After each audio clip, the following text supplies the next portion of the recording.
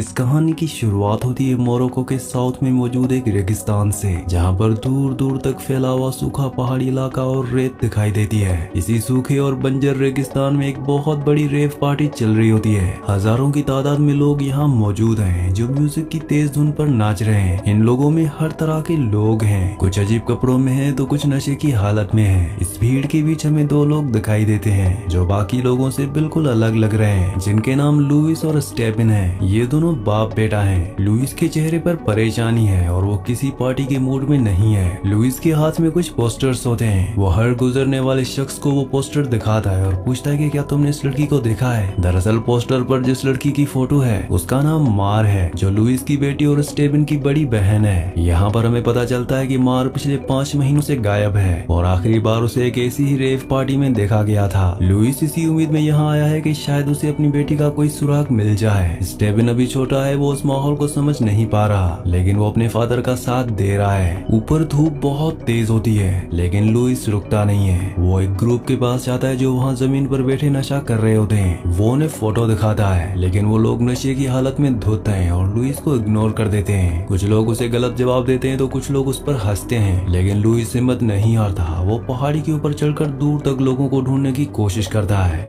अब इसके बाद शाम होने लगती है। लुइस और स्टेफन थक कर एक जगह खड़े होते हैं। तभी उनकी मुलाकात एक रेवर्स के ग्रुप से होती है। इस ग्रुप में कुछ लड़के और लड़कियां हैं। ये लोग दिखने में थोड़े अलग लग रहे होते हैं। लुइस उन्हें मार की फोटो दिखाता है। इनमें से एक लड़की फोटो को ध्यान से देखती है। वो लुइस को बताते हैं कि उसने शायद इस लड़की को देखा है, लेकिन यहाँ नहीं। वो बताते हैं कि डेजर्ट के और भी अंदर मॉरिटेनिया के बॉर्डर के पास एक और सीक्रेट रेव होने वाली है। ये एक बहुत बड़ी और आखिरी पार्टी होगी। वो कहते हैं कि हो सकता है कि मैर वहाँ गई हो क्योंकि वो पार्टी बहुत मशहूर है। ये सुनकर लुइस के मन में एक उम्मीद जागती है। तभी वहाँ पर कुछ हलचल शुरू होती है। पुलिस और मिलिट्री की गाड़ियाँ वहाँ आना शुरू हो जाती हैं। अनाउंसमेंट होती है कि ये पार्टी इलीगल है और सबको जल्द से जल्द यहाँ से निकलना होगा। साथ ही रेडियो पर खबर आती है कि कंट्री में हालात खराब हो रहे हैं। इस कंट्री में सिविल वॉर शुरू हो चुकी है और अब हालात बद से बदतर होते जा रहे हैं। मिलिशिया लोगों को वहाँ से निकालने के लिए जबरदस्ती करती है, लेकिन वो रेवर्स का ग्रुप पुलिस की बात नहीं मानते। वो फैसला करते हैं कि वो वापस शहर नहीं जाएंगे बल्कि आगे रेगिस्तान की तरफ जाएंगे उस सीक्रेट पार्टी के लिए। वो अपनी 2 बड़ी वैन्स में बैठते हैं और निकलने की तैयारी करते हैं। लुइस भी जल्दी से फैसला लेता है। वो सोचता है कि अगर मैर उस अगली पार्टी में है तो उसे भी वहाँ जाना होगा। लुइस अपनी पुरानी सी कॉम्पैक्ट वैन में स्टेफन और उनके कुत्ते को बिठाता है। रेवर्स लुइस को समझाते हैं कि आगे का रास्ता खतरनाक है और वॉर जोन बन सकता है। वो कहते हैं कि तुम वापस चले जाओ, ये बच्चे के लिए सही जगह नहीं है, लेकिन लुइस नहीं मानता। वो कहता है कि मैं अपनी बेटी के बिना नहीं जाऊंगा। आखिरकार वो ग्रुप मान जाता है और लुइस उनके पीछे अपनी गाड़ी लगा लेता है। वीडियो में आगे बढ़ने से पहले आप सबसे रिक्वेस्ट है कि आप में से बहुत सारे व्यूवर्स वीडियो तो देखते हैं लेकिन चैनल को सब्सक्राइब नहीं करते और ना ही वीडियो को लाइक करते हैं, तो आप सबसे रिक्वेस्ट है कि वीडियो को लाइक और चैनल को सब्सक्राइब लाजमी से कर दिया करें। अब इसके बाद ये तीनों गाड़ियां डेजर्ट के सुनसान रास्ते पर चल पड़ती हैं। यहाँ पर चारों तरफ सिर्फ सूखा और बंजर इलाका है। अब इसके बाद हमें गाड़ी के अंदर का मंजर दिखाया जाता है, जहाँ पर स्टेफन पीछे की सीट पर अपने कुत्ते के साथ बैठा है। रेडियो पर लगातार वॉर की खबरें आ रही होती हैं। खबर मिलती है कि बॉर्डर पर हमले शुरू हो गए हैं और हालात बहुत नाजुक हैं, लेकिन ये लोग दुनिया से कट चुके हैं। इनका मकसद सिर्फ उस पार्टी तक पहुंचना है। रास्ते में ये लोग एक जगह पर रुकते हैं। रेवर्स का ग्रुप अपनी गाड़ियों से उतरता है। वो आपस में बातें करते और नशा करते हैं। लुइस उनसे थोड़ा दूर रहता है लेकिन उनके साथ खाना और फ्यूल शेयर करता है। यहाँ पर हमें टोमेन नाम का एक आदमी दिखाया जाता है। टोनेन का पैर कटा हुआ है। वो अपने कटे हुए पैर को यूज करके पपेट शो जैसा कुछ करता है और साथ ही गाना गाता है। स्टेफन ये देखकर थोड़ा हैरान होता है। ये लोग अजीब है लेकिन बुरे नहीं। अब इनमें से एक लड़की जिसका नाम जेड है, वो लुइस से बात करती है और उसे थोड़ा कंफर्ट देने की कोशिश करती है। वो कहती है कि हम सब किसी न किसी चीज की तलाश में हैं, लेकिन हकीकत में जिंदगी इसी का ही तो नाम है।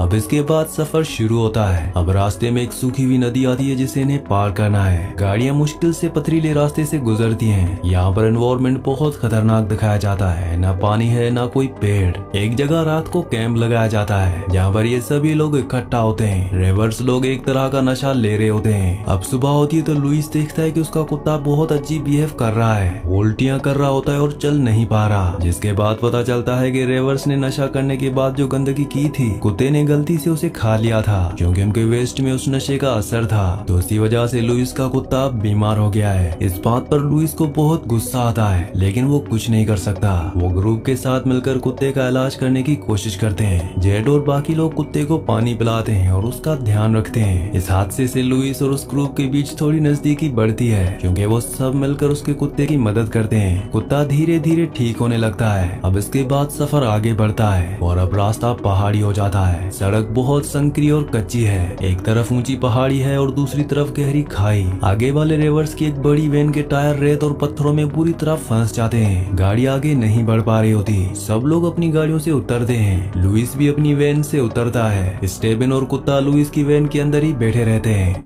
अब लुइस और बाकी सब मिलकर उस फंसी हुई वैन को धक्का देने लगते हैं। ये सब काफी जोर लगाते हैं और बहुत कोशिश करने के बाद वो वैन गड्ढे से निकल जाती है, जिससे सब लोग बहुत खुश होते हैं और सेलिब्रेट करने लगते हैं। लुइस भी राहत की सांस लेता है, लेकिन तभी लुइस की नजर पीछे जाती है। उसकी अपनी वैन जिसमें स्टेबिन और पीपा बैठे हैं वो धीरे धीरे पीछे की तरफ लुढ़कने लगती है। ये देखकर लुइस घबरा जाता है। वो गाड़ी के पीछे भागता है। स्टेबिन अंदर से दरवाजा खोलने की कोशिश करता है, लेकिन गाड़ी लॉक हो चुकी होती है। गाड़ी तेजी से पीछे जाती है और सीधा पहाड़ी के किनारे से नीचे गिर जाती है। लुइस किनारे तक भागकर आता है, लेकिन तब तक बहुत देर हो चुकी होती है। गाड़ी हजारों फीट नीचे खाई में गिरकर चकनाचूर हो जाती है। एक बड़ा धमाका होता है और गाड़ी में आग नहीं लगती, लेकिन वो पूरी तरह क्रश्ड हो जाती है। यहाँ पर पूरी तरह से सन्नाटा छा जाता है। लुइस वहीं जमीन पर गिर जाता है। लुइस पूरी तरह से टूट जाता है। वो चीखता है, रोता है, लेकिन नीचे से कोई आवाज नहीं आती। स्टेबिन और उसके कुत्ते दोनों की मौके पर ही मौत हो गई। बाकी रेवर्स भी पूरी तरह से शॉक हो जाते हैं। जिस बेटे के साथ वो अपनी बेटी को ढूंढने निकला था, अब वो बेटा भी उसके हाथ से चला गया। इस हादसे के बाद लुइस पूरी तरह टूट जाता है। वो गहरे सदमे में चला जाता है। वो ग्रुप से बात करना बंद कर देता है। ग्रुप के लोग कोशिश करते हैं कि नीचे जाकर बॉडीज को निकाल लें, लेकिन नीचे खाई बहुत गहरी है। वो समझ जाते हैं कि अब कोई जिंदा नहीं बचा। तब लुइस अचानक उठता है और बिना किसी डायरेक्शन के रेगिस्तान में पैदल चलना शुरू कर देता है। उसे बिल्कुल भी होश नहीं होता कि वो कहाँ जा रहा है। धूप और गर्मी उस पर असर कर रही होती है, लेकिन उसे इसकी कोई परवाह नहीं होती। स्टेफ और जेड अपनी गाड़ी लेकर उसके पीछे आते हैं। वो उसे रोकने की कोशिश करते हैं। लुइस उनसे दूर हटने को कहता है, लेकिन वो लोग उसे अकेला नहीं छोड़ते। वो जबरदस्ती लुइस को गाड़ी में बिठाते हैं और उसे पानी पिलाते हैं। लुइस की आंखों में अब कोई उम्मीद नहीं बची है। बेटी गायब है और बेटा मर चुका है। रेवर्स का ग्रुप अब डिसाइड करता है कि वो वापस नहीं मुड़ सकते, क्योंकि पीछे वॉर जोन है और उनके पास फ्यूल बहुत कम है। उन्हें आगे ही बढ़ना होगा, शायद किसी बस्ती या मदद की तलाश में। रास्ते में एक चरवाहा दिखता है जो अपने ऊंटों के साथ जा रहा होता है। ये लोग मदद के लिए उसके पास गाड़ी रोकते हैं, लेकिन जैसे वो चरवाहा इन लोगों को और इनकी हालत को देखता है, वो बिना कुछ बोले वहाँ से भाग जाता है। अब ये लोग रेगिस्तान में बिल्कुल अकेले रह गए हैं। धीरे धीरे रात हो जाती है और ये सब एक जगह रुकते हैं। माहौल बहुत भारी और दुखी होता है। जेड जो इस ग्रुप की मेन लड़की है, वो देखती है कि सब लोग खासकर लुइस गहरे सदमे में है। वो सोचती है कि इस दुख से डील करने का उनका अपना तरीका है, यानी म्यूजिक। जेड अपनी गाड़ी से बड़े लाउड स्पीकर्स निकालती है। वो जनरेटर स्टार्ट करती है और डेजर्ट के बीच तेज टेक्नो म्यूजिक बजाना शुरू कर देती है। वो बाकी सबको कहती है कि उन्हें एक नशा लेना चाहिए ताकि वो इस दर्द को भुला सकें। शुरू में सब चुप रहते हैं, लेकिन फिर एक एक करके सब उसकी बात मानते हैं। यहाँ तक कि लुइस जो अब तक सबसे अलग था, वो भी इस अजीब सिचुएशन में शामिल हो जाता है। म्यूजिक की आवाज पूरे रेगिस्तान में गूंज रही होती है। ये सीन बहुत ही अजीब होता है। एक तरफ मौत का दुख है और दूसरी तरफ तेज म्यूजिक। जेड, टोनिन और बाकी लोगों को न जाना शुरू करते हैं। वो आंखें बंद करके झूमते हुए रेगिस्तान में इधर उधर भटकने लगते हैं। ऐसा लगता है जैसे वो किसी और दुनिया में पहुंच गए हों। लुइस बस उन्हें देखता रहता है। उसका दिमाग अभी भी उस खाई में गिरे हुए अपने बेटे के पास है। जेड नाचते नाचते कैंप से थोड़ा दूर निकल जाती है। वो नशे में पूरी तरह मदहोश होती है। जिसके बाद हमें दिखाया जाता है कि जिस इलाके में ये लोग हैं वो एक पुराना माइन फील्ड है। वॉर की वजह से यहाँ जमीन के नीचे लैंड माइन्स बिछी हुई है, जिसका इन लोगों को पता नहीं है। और जेड नाचते नाचते अनजाने में एक लैंड माइन के ऊपर पैर रख देती है। म्यूजिक के शोर में किसी को कुछ सुनाई नहीं देता। तब अचानक एक जोरदार धमाका होता है, जिससे जेड की पीठ के चिथड़े उड़ जाते हैं। धमाके की आवाज सुनकर बाकी सबका नशा टूट जाता है और वो उस तरफ देखते हैं। टोनिन जो जेड के करीब था और उसका दोस्त था, वो ये देखकर पागल हो जाता है। वो चीखता हुआ जेड की तरफ भागता है। बाकी लोग उसे रोकने की कोशिश करते हैं। वो कहते हैं कि वहाँ माइंस हैं। लेकिन टोनी किसी की बात नहीं सुनता। वो भागते हुए जाता है और जैसे ही वो जेट की बॉडी के पास पहुंचने वाला होता है तब उसका पैर दूसरी लैंडमाइन पर पड़ता है, जिसे टोनिन भी मारा जाता है। म्यूजिक अभी भी चल रहा होता है जो इस सीन को और भी भयानक बना देता है। ये देखकर बाकी लोग सुन पड़ जाते हैं। वो डर के मारे हिल भी नहीं पाते। उन्हें समझ में आ जाता है कि वो मौत के मैदान में खड़े हैं। लुइस जो पहले ही अपने बेटे को खो चुका है वो अब इन नए लोगों को भी मरते हुए देख रहा है। अगली सुबह दिखाया जाता है कि जेट और टोनिन के बॉडी के टुकड़े वहाँ बिखरे हुए हैं। बचे हुए लोग वहाँ से हिलने की हिम्मत जुटाते हैं। वो बहुत ध्यान से एक एक कदम रखते हुए वहाँ से वापस गाड़ियों तक आते हैं। अब इनके पास कुछ नहीं बचा, ना उम्मीद, ना खुशी, ना कोई मंजिल। जिस पार्टी के लिए वो निकले थे वो बेमायनी लगती है। लुइस अपनी बेटी मार को ढूंढने निकला था, लेकिन उसने अपना बेटा, अपना कुत्ता और अब ये नए साथी खो दिए। आखिर में हम लुइस को देखते हैं। वो बिल्कुल अकेला महसूस कर रहा है। उसके चेहरे पर अब दुख से ज्यादा एक खालीपन है। जिसके बाद लुइस गाड़ी में बैठता है और वो आगे बढ़ने का फैसला करता है या शायद वहीं रुकने का,